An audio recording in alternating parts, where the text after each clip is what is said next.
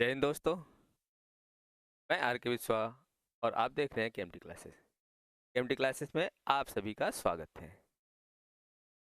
आइए आज हम लोग एसएसटी के अंतर्गत एक नए टॉपिक के बारे में जानेंगे। वो टॉपिक है एयर, वायु।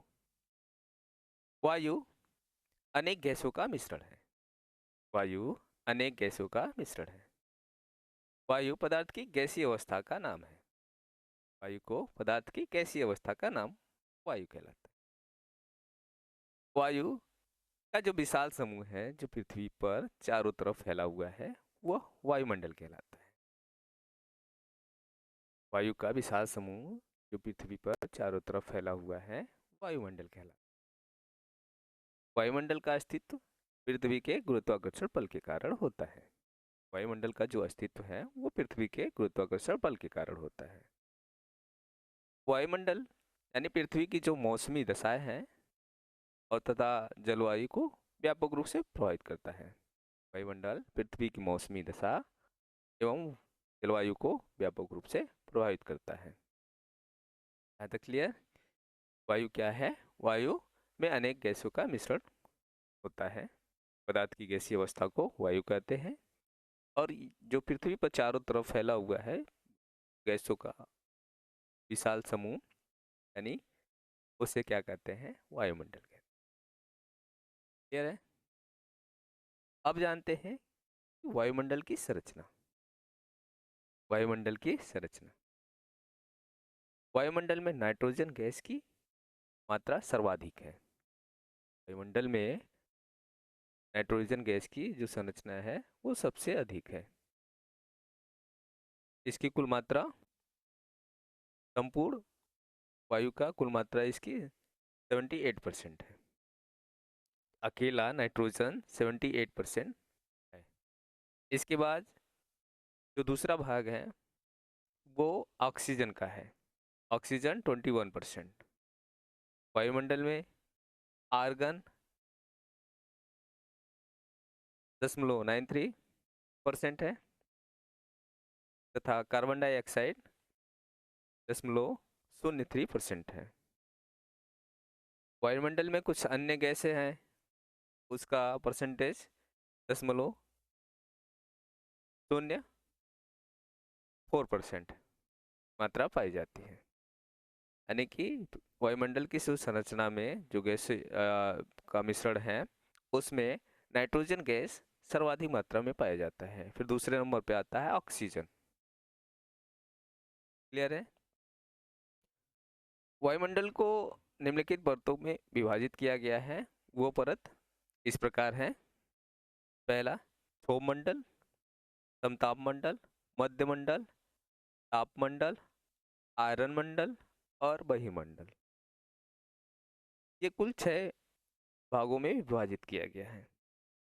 तो आइए जानते हैं यह क्या है।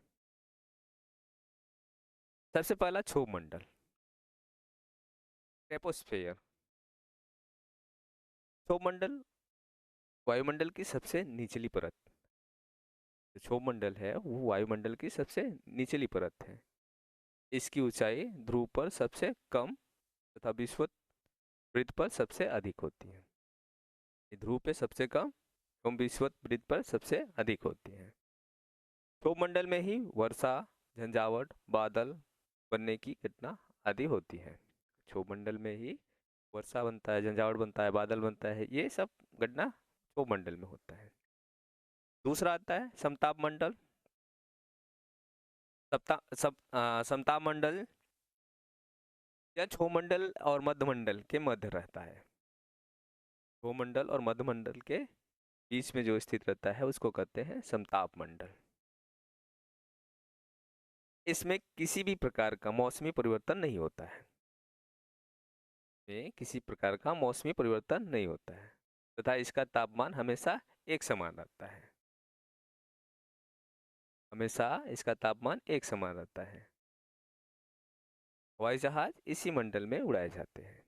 जो एरोप्लेन उड़ाए जाते हैं वो इसी मंडल में उड़ाए जाते हैं। कौन से मंडल में? समताप मंडल में। समताप मंडल में ही ओजोन परत पाई जाती है जो पृथ्वी पर परावैंगनी किरणों को आने से रोकती है। पृथ्वी पर पराबैंगनी किरणों को आने से कौन रोकता है? तो समताप मंडल। नेक्स्ट आता है मध्यमंडल, मेसोस्फेयर।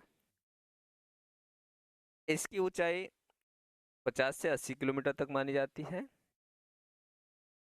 इस मंडल पर ऊपर तथा नीचे के मंडल में पर्याप्त अंतर पाया जाता है, इसलिए इसे मध्यमंडल कहते हैं। इस मंडल में ऊंचाई के साथ तापमान में गिरावट होता है।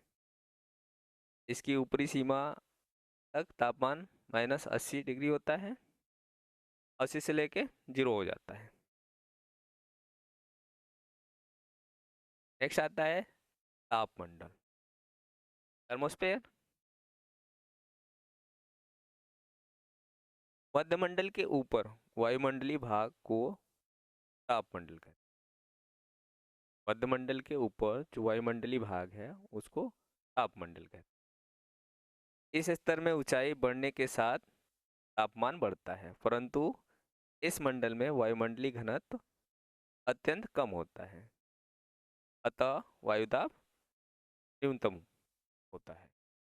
ऐसा होता है, वायुदाब न्यूनतम होता है। नेक्स्ट आता है आयरन मंडल, एनोस्फेयर। सामान्यतः इस मंडल की ऊंचाई 60 किलोमीटर से लेके 640 किलोमीटर तक होती है। इस मंडल की जो ऊंचाई होती है वो 60 किलोमीटर से लेकर 640 किलोमीटर तक होती है। यह भाग मात्र वायुदाब तथा परावैंगनी किरणों द्वारा आयनीकृत हो जाती है। इसी मंडल में दूरसंचार, टेलीविजन, रेडियो, रडार इत्यादि की सुविधा मिलती है। यानी इन सारी चीज़ों की सुविधा किस मंडल में मिलती है? तो आयरन मंडल में, आयन मंडल में। तो आयन मंडल में ये सारी सुविधाएं मिलती हैं। संचार उपग्रह इसी मंडल में स्थापित भी किए जाते हैं। नेक्स्ट आता है बहिर्मंडल। तो बहिर्मंडल जो आयन मंडल है, आयन मंडल के ऊपर बहिर्मंडल पाया जाता है। इसे आयतन मंडल भी कहते हैं। इसे आयतन मंडल भी कहते हैं। इसकी ऊंचाई सामान्यतः 640 किलोमीटर से 1000 किलोमीटर तक मानी जाती है। इसमें हल्की गैसें जैसे हीलियम तथा हाइड्रोजन हाइड्रोजन प्रचुर मात्रा में पाया जाता है। क्लियर है?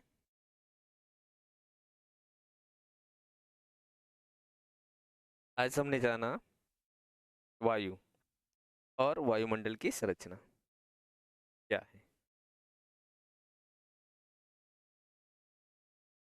यहाँ तक क्लियर है सभी को? आज के लिए इतना ही। धन्यवाद।